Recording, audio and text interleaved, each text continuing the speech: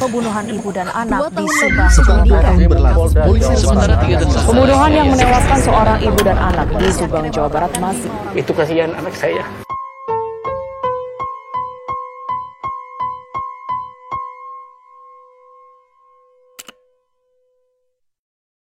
Setelah 2 tahun kasus pembunuhan ibu dan anak di Subang menjadi misteri, kini terkuaklah siapa saja pelaku pembunuhan yang menghebohkan masyarakat Indonesia.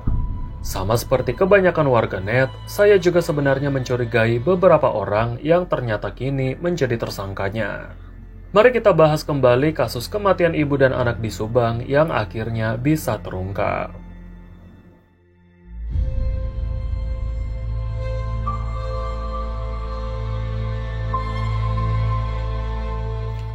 Korban bernama Tuti, yang saat itu berusia 55 tahun, dan Amel, yang masih berusia 23 tahun, ditemukan tewas mengenaskan di rumah mereka yang berada di Kabupaten Subang. Kedua korban ditemukan pertama kalinya oleh suami dan juga ayah korban yang bernama Yosef pada jam 7:30 pagi. Saat itu Yosef mengaku baru pulang dari rumah istri mudanya dan berniat mengambil stick golf di rumah karena memang hobinya Yosef bermain golf. Ketika dia masuk ke rumah, istri dan juga anak perempuannya sudah tidak ada. Dia juga melihat rumah dalam keadaan berantakan dan dia menemukan tetesan darah yang mengarah dari sebuah mobil berwarna hitam yang terparkir di garasi rumah korban. Ketika mobil itu dibuka, ternyata Yosef melihat istri dan juga anak perempuannya saling bertumpukan di bagasi mobil. Kemudian dia memanggil warga untuk meminta pertolongan. Dari kejadian pagi itu, Yosef merasa syok dan juga histeris. Dia tak menyangka istri dan juga anak perempuan kesayangannya meninggal secara mengenaskan. Karena penemuan itu, warga satu kampung dibuat heboh dan mereka langsung berbondong-bondong datang untuk melihat kondisi korban. Polisi yang datang ke sana juga langsung memeriksa TKP. Dari hasil otopsi, ditemukan bahwa ibu dan anak itu ternyata meninggal karena sayatan benda tajam dan hantaman benda tumpul. Ditemukan juga luka parah di kepala yang menyebabkan mereka meninggal dunia. Dari pemeriksaan, diketahui bahwa Amel baru meninggal sekitar jam 4 sampai jam 5 pagi. Sementara sang ibu, Tuti, meninggal 5 jam sebelumnya, yakni sekitar jam 12 malam hingga jam 1 dini hari. Tak ada juga ditemukan tanda-tanda kekerasan seksual di tubuh korban, walaupun Amel ditemukan tanpa busana. Dari TKP juga diketahui, tidak ada harta benda yang dicuri, baik perhiasan, uang tunai, kartu debit maupun kartu kredit. Semuanya masih lengkap. Termasuk 2 mobil di rumah korban juga tidak ada yang hilang. Tapi anehnya pelaku hanya mengambil 3 barang elektronik yang semuanya milik Amel, yaitu iPhone, iPad, dan juga handphone merek Samsung. Olah TKP juga menunjukkan tak ada tanda-tanda pengerusakan atau pembobolan paksa di rumah korban. Pintu dan jendela semuanya masih aman. Jalan menuju rumah korban juga semuanya tidak ada yang rusak dan masih normal. Tapi, saat olah TKP, polisi menemukan kalung milik Amel di belakang rumah yang sudah putus. Dan ditemukan juga jejak darah yang mengarah ke bagasi. Polisi menduga kalau saat kejadian, Amel diseret dari belakang menuju ke garasi rumah untuk dimasukkan ke dalam bagasi mobil. Di sini juga masih ada penuh darah waktu itu, bekas darah seretan itu. Kemudian ditemukan kalung almarhumah Amel di tepat sebelah sini. Polisi juga menduga bahwa mereka bukan korban perampokan, tapi murni pembunuhan. Dan pelaku pembunuhnya diduga sebagai orang terdekat korban. Menurut ahli kriminolog, untuk mengungkap kasus ini, polisi harus bisa mengungkap 3 motif pembunuhan. Yang pertama, motif hubungan sosial. Yang kedua, motif hubungan asmara. Dan yang ketiga, motif kekuasaan dan juga harta. Ahli kriminolog juga menyatakan kecurigaannya bahwa pelaku sebenarnya lebih dari 1 orang. Karena dari kasus tersebut, terlihat bahwa pembunuhan ini sudah direncanakan dan sangat matang. Eksekusinya juga sangat rapi, sehingga tidak menimbulkan jejak sedikit pun. Pertanyaan yang muncul sejak 2 tahun lalu, siapakah yang tega menghabisi ibu dan anak ini? Apakah motif sebenarnya? Apakah kasus ini memang sebuah pembunuhan? Mengingat, jika kasus ini sebuah perampokan, pasti perhiasan, uang tunai, dan juga kendaraan yang sedang terparkir bisa saja hilang. Pertanyaan selanjutnya, ada rahasia apa di dalam 3 barang milik Amel yang hilang itu? Apakah barang itu sangat penting untuk pelakunya? Sebelum lanjut ke cerita selengkapnya, kita ingat-ingat kembali latar belakang keluarga korban.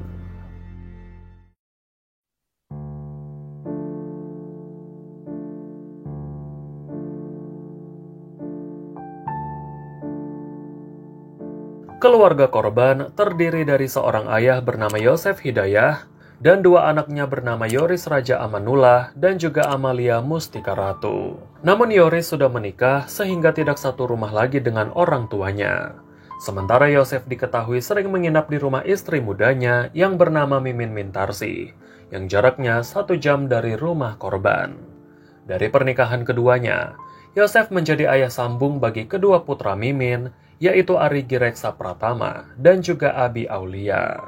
Keluarga ini memang bisa dibilang keluarga yang hidup berkecukupan, karena keluarga ini memiliki beberapa usaha, dan salah satu yang disorot media saat itu adalah sebuah yayasan bernama Yayasan Bina Prestasi Nasional, yang menaungi sebuah sekolah SMP dan juga SMK yang cukup terkenal di daerah itu dan juga sudah terakreditasi. Yayasan itu didirikan oleh Yosef dan juga istrinya Tuti. Namun yayasan itu diketuai oleh anak sulung mereka bernama Yoris. Selama yayasan itu berdiri, yayasan itu memang sudah beberapa kali merombak struktur organisasi, termasuk posisi bendahara dan juga sekretaris. Namun Yosef yang berpoligami dan menikah siri dengan Mimin sejak tahun 2009 juga sempat memberikan jabatan bendahara di sekolah itu pada Mimin. Tapi ternyata posisi Mimin digantikan oleh Tuti pada tahun 2018. Dan Amel, setelah lulus dari pendidikannya, dia juga diberi jabatan sebagai sekretaris di yayasan itu. Atas kinerjanya yang sangat baik dalam mengelola yayasan, Amel diberikan hadiah oleh yayasan, sebuah mobil Toyota Yaris berwarna kuning. Karena memang diketahui bahwa gadis berparas cantik ini punya segudang prestasi di sekolah dan organisasi, sehingga tak heran selama yayasan ini ikut dikelola oleh Amel, yayasan ini semakin berkembang. Lalu, bagaimanakah penyelidikan yang dilakukan polisi setelah kematian ibu dan anak itu?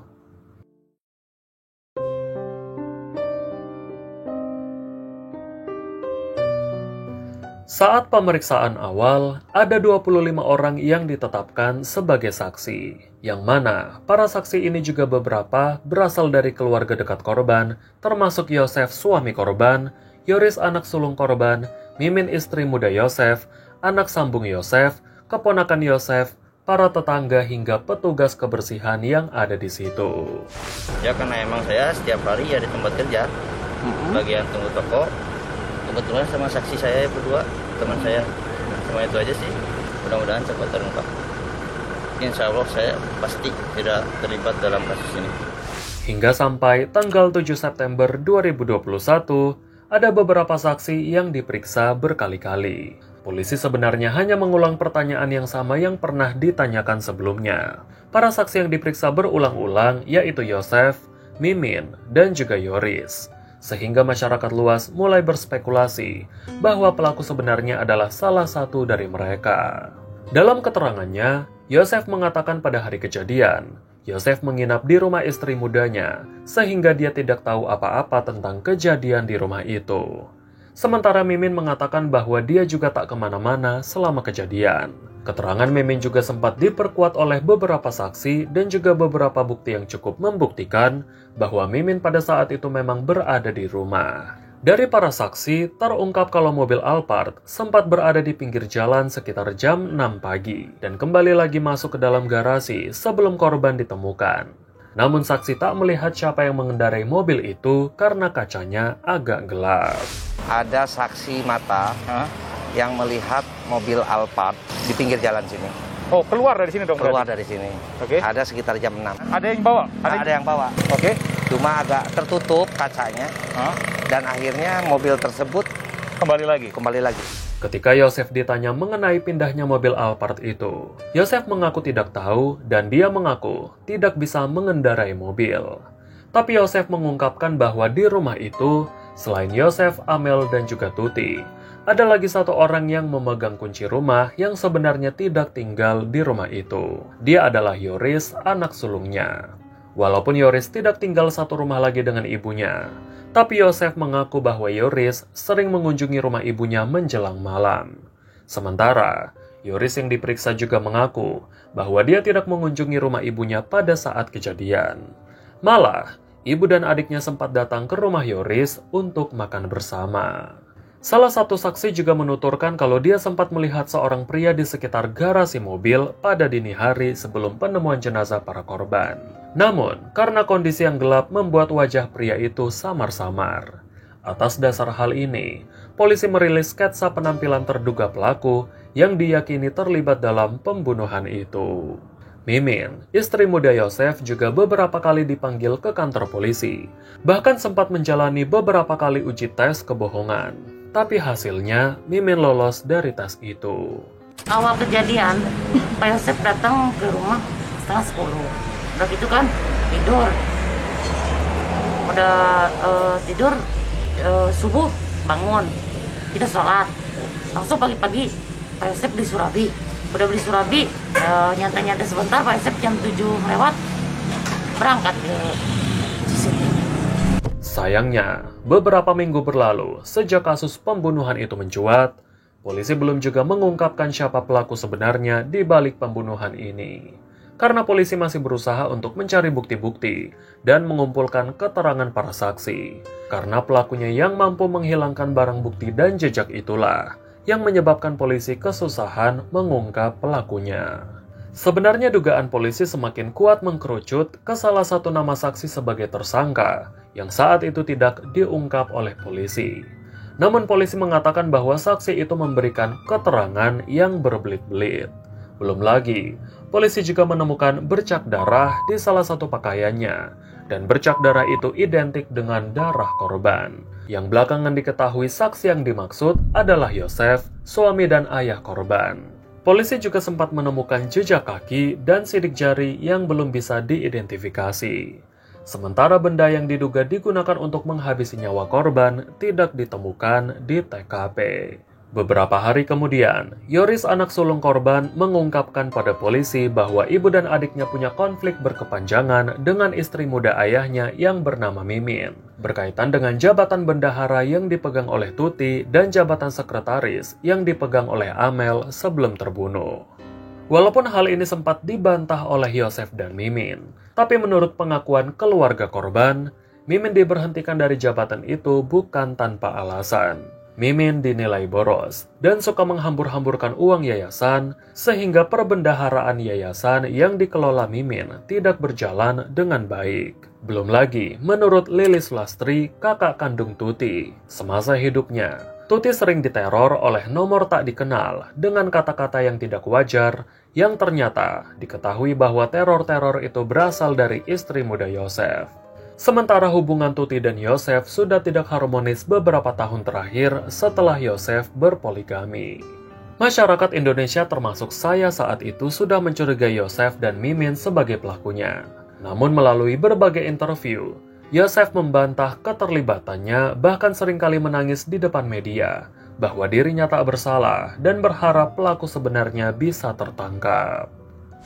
Apa yang ingin Bapak sampaikan kepada mereka yang menuduh Bapak bahwa Bapak yang melakukan pembunuhan terhadap istri dan anak Bapak? Sekali lagi, saya terima kasih kepada semua orang yang fitnah saya. Mudah-mudahan fitnah itu tidak dengan sebenarnya. Itu fitnah itu. Yosef juga tampaknya menggiring opini agar masyarakat mencurigai Yoris, putra sulungnya. Sebab dari keterangannya, Yoris masih memegang kunci rumah ibunya, walaupun dia tidak tinggal di situ lagi. Apalagi di rumah itu juga tidak ditemukan adanya pembobolan paksa. Sehingga sebagian masyarakat juga sempat mencurigai Yoris. Karena ada beberapa postingan di media sosial Yoris yang aneh dan tak masuk akal setelah pembunuhan itu. Yoris juga mengaku mendapatkan tekanan hebat karena asumsi masyarakat yang menuduhnya. Memang tidak ada sama sekali bekas kerusakan di itu. Terus saya lihat pas ke belakang, jadi si pintu belakang kuncinya ada tergantung di dalam. Pintu rumah tidak dirusak, artinya kan orang bisa masuk dengan gampang. Nah, kira-kira yang bisa masuk dengan gampang siapa, ya kan? Saat penyelidikan masih berlanjut, banyak spekulasi liar yang beredar di masyarakat terkait dengan beberapa pernyataan polisi di media. Polisi menduga bahwa pelaku pembunuhan adalah orang terdekat korban. Nampaknya, pelaku juga sudah mengenal kondisi lingkungan di rumah korban karena jarak kematian kedua korban yang bedanya 5 jam diduga bertujuan agar tetangga tidak terganggu dengan suara kegaduhan yang terjadi. Sebab, kalau pelakunya mengeksekusi 2 orang sekaligus, pastinya akan timbul keributan dan juga perlawanan dari para korban. Spekulasi lain juga berkembang saat polisi menduga Tuti dibunuh ketika tidur dan Amel dibunuh ketika jam salat subuh. Dan bisa jadi sebenarnya Amel bukan target pembunuhan.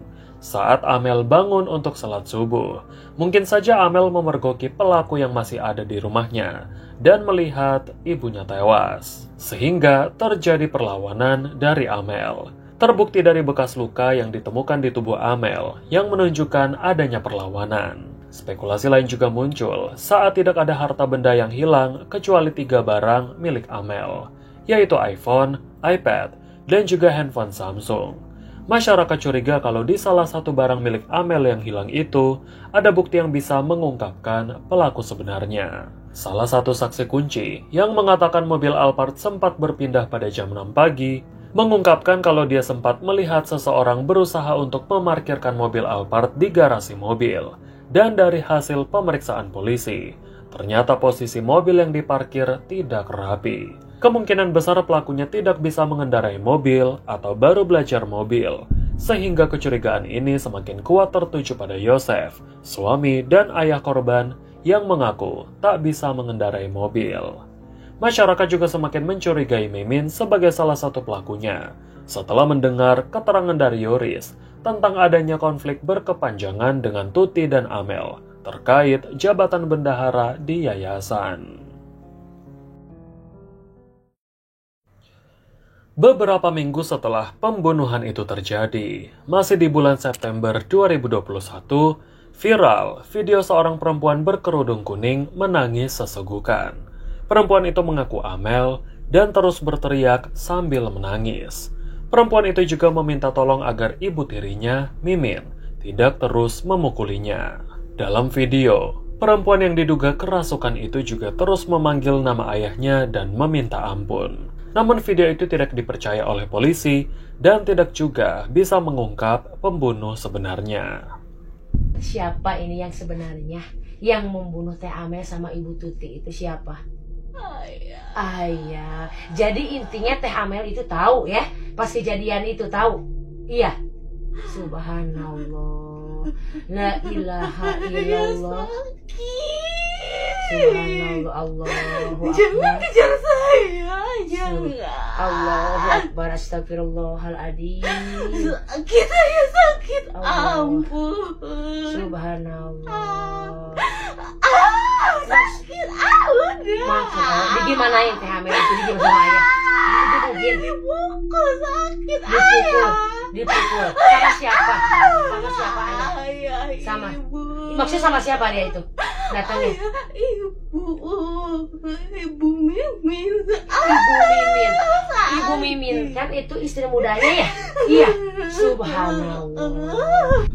Karena saat itu tidak ada kepastian dari polisi mengenai penetapan tersangka dan sulitnya mencari alat bukti yang dihilangkan pelaku, polisi kembali mengadakan autopsi ulang jenazah Tuti dan Amel pada tanggal 2 Oktober 2021. Sehingga polisi kembali membongkar makam almarhumah. Namun, hasil autopsi ulang tidak diungkap oleh polisi. Belakangan diketahui kalau Amel menderita patah tulang tengkorak, sebagian organ otaknya hancur, dan juga memar hebat di tubuhnya. Sebenarnya, selama kasus ini masih diselidiki, Yoris yang sempat dicurigai ayahnya, kembali mencurigai ayahnya dan juga Muhammad Ramdhanu alias Danu sebagai pembunuh ibu dan adiknya. Yoris curiga saat ayahnya pertama kali menemukan ibu dan adiknya. Ayahnya lebih dulu menelpon istrinya dan bukan dirinya. Dan selama memberikan keterangan di kepolisian, Yoris merasa gelagat ayahnya dan sepupunya mencurigakan. Bahkan ayahnya juga memaksa Yoris untuk menandatangani surat penunjukan pengacara agar pengacara yang disewa Yosef juga bisa menjadi pengacara Yoris.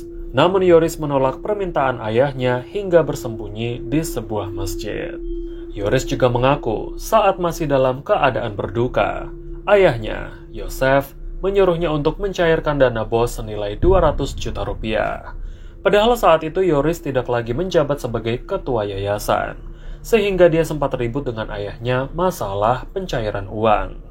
Yoris juga mengaku saat pencairan itu dilakukan oleh ayahnya, dirinya tak mau terlibat, dan ayahnya juga sempat memaksa Yoris untuk kembali menjabat sebagai ketua yayasan. Setahun berlalu setelah pembunuhan, nampaknya kasus itu belum juga membuahkan hasil. Sehingga pada tanggal 12 Agustus 2022, Yosef Hidayah menyatakan surat terbuka pada Presiden Joko Widodo dan mendesak pihak kepolisian segera mengungkap kasus pembunuhan di Subang yang menimpa anak dan istrinya. 1. Memohon perlindungan hukum bagi saya dan anak saya agar mendapatkan keadilan bagi kedua korban, yaitu istri dan anak kandung saya. Kedua, bahwa sejak tanggal 18 Agustus 2021, hampir 1 tahun pembunuhan terhadap istri dan anak saya, belum juga terungkap pembunuhnya. Saya memohon kepada Bapak Presiden Republik Indonesia, kiranya Bapak Jokowi Dodo untuk membantu agar Kepolisian Republik Indonesia segera mengungkap pelaku pembunuh terhadap istri dan anak kandung saya. Setelah polisi memeriksa total 124 saksi dan melakukan tes DNA pada 49 orang, dan belum juga mendapatkan titik terang, pada akhirnya setelah 2 tahun berlalu kasus ini menjadi kasus dingin dan belum terpecahkan. Salah satu saksi yang merupakan staf di Yayasan Bina Prestasi Nasional, sekaligus keponakan Yosef bernama Muhammad Ramdano alias Danu, datang ke Polda Jawa Barat pada tanggal 16 Oktober 2023 untuk mengakui semua perbuatannya dan memberikan keterangan yang selama ini belum dia sampaikan setelah sebelumnya dipanggil menjadi saksi sebanyak 16 kali dan sketsa penampilannya sempat dirilis oleh polisi. Lewat pengacaranya, Danu menyampaikan bahwa selama ini dia tidak berani mengungkap fakta sebenarnya karena tekanan dan ancaman dari keluarga yang juga mengambil bagian dari kronologi pembunuhan itu. Danu takut kalau keluarganya juga ikut dibunuh. Dalam pengakuan sementara, Yosef dan Mimin adalah otak di balik pembunuhan sadis ini. Dia juga mengungkapkan pada malam kejadian, setelah dia mengambil parang untuk diantarkan ke TKP dan diserahkan pada Yosef, dirinya diminta Yosef untuk menunggu di garasi dan tidak ikut ke dalam rumah. Dia juga tak melihat bagaimana Yosef dan Mimin serta kedua anak Mimin yaitu Arigi dan Abi mengeksekusi Tuti dan Amel. Danu hanya mendengar teriakan Amel yang berasal dari dalam rumah saat pembunuhan itu dilakukan. Danu juga sempat melihat kepala Amel dibenturkan ke dinding. Setelah eksekusi itu dilakukan, Yosef menyuruh Danu untuk membersihkan TKP dan memasukkan baju-baju korban ke kamar mandi untuk dicuci. Sementara, tersangka lain membersihkan kedua mayat korban di kamar mandi sebelum akhirnya dipindahkan ke bagasi mobil. Walaupun keterangan Danu dibantah oleh Yosef, Mimin, dan kedua anaknya, namun polisi masih memiliki bukti baju Yosef yang ada bercak darahnya. Danu juga mengaku kalau baju yang ada bercak darahnya adalah baju yang sama saat Yosef mengajaknya ke rumah Tuti untuk membunuh korbannya. Sementara, Yosef, istri muda, dan 2 anak sambungnya mengaku bahwa mereka tidak ada di TKP saat pembunuhan. Saat ini polisi sudah menetapkan 5 tersangka dalam kasus pembunuhan ibu dan anak di Subang. Mereka adalah Muhammad Ramdano alias Danu, keponakan dan sepupu korban, Yosef Hidayah, suami dan ayah korban, Mimin Mintarsi, istri muda Yosef, Arigi Reksa Pratama, dan juga adiknya Abi Aulia yang merupakan anak kandung Mimin atau anak sambung Yosef. Yoris yang sempat dicurigai merasa senang namun sedih mendengar penetapan tersangka itu. Mungkin campur aduk ya, speechless sih. Jadi ada rasa gembira ada, sedih ada, kecewa ada, marah ada. Danu dan Yosef saat ini sudah ditahan di dalam sel yang berbeda. Dan Danu sedang mengajukan diri sebagai justice collaborator atas pengakuannya mengungkap kasus ini. Sementara Mimin dan kedua anaknya belum ditahan karena beberapa pertimbangan, meskipun mereka sudah ditetapkan sebagai tersangka dan menjalani wajib lapor. Mimin dan kedua anaknya mengaku syok atas penetapan tersangka itu dan tetap membantah keterlibatan mereka dalam kasus pembunuhan. Mimin dan kedua anaknya juga mengaku tidak mengenal Danu. Pertanyaan yang masih tersisa di benak kita, apa motif sebenarnya Yosef tega membunuh istri dan anaknya sendiri? Dan apa motif Mimin serta kedua anaknya ikut terlibat? Apakah benar dugaan masyarakat selama ini bahwa motifnya karena harta dan jabatan di yayasan? Karena dari pengakuan Yoris, dirinya sudah tidak akur dengan sang ayah karena sang ayah suka minta uang. Bahkan sejak Yoris, ibunya dan Amel menjadi pengurus yayasan, Tuti mengeluarkan Yosef dari struktur kepengurusan yayasan karena dinilai terlalu boros. Sehingga pengelolaan keuangan dari yayasan dipegang oleh Tuti, dan Yosef tidak mendapat bagian. Yosef hanya diberi uang oleh Tuti jika dia meminta sedikit untuk biaya harian dan transportasi. Namun sejak pembunuhan itu terjadi, Yayasan Bina Prestasi Nasional ditutup dan keadaannya pun terbengkalai. Begitu juga dengan rumah Tuti yang menjadi TKP, serta 2 mobil mewah milik korban masih disita polisi. Sandiwara Yosef dan Mimin selama 2 tahun akhirnya terbongkar juga. Yang sebelumnya mereka mati-matian meminta polisi mengusut tuntas kasus ini, menangis di hadapan media dan mengunjungi makam kedua korban untuk mendoakan almarhumah. Bahkan bersumpah atas nama Tuhan karena mereka tidak terlibat. Ternyata merekalah yang menjadi tersangka utama dalam kasus pembunuhan ibu dan anak itu. Padahal beberapa minggu yang lalu, Yosef yang masih dihubungi wartawan mengaku sedih atas kehilangan istri dan anak perempuannya. Dan video viral yang memperlihatkan wanita dirasuki jin Korin Amel kini telah terbukti. Saya bersumpah, sumpah demi Allah Rasulullah, saya tidak tahu menau, saya tidak tahu perencanaan, saya tidak tahu. Tidak melakukan, saya tidak terlibat sama sekali. Sumpah demi Allah Rasulullah, saya bersumpah atas Raja Pati di Ciseti itu, saya sama sekali tidak tahu menau. Bagaimana menurut kalian? Apakah sebenarnya motif di balik kasus pembunuhan ini? Apakah Mimin dan kedua anaknya memang tidak terlibat?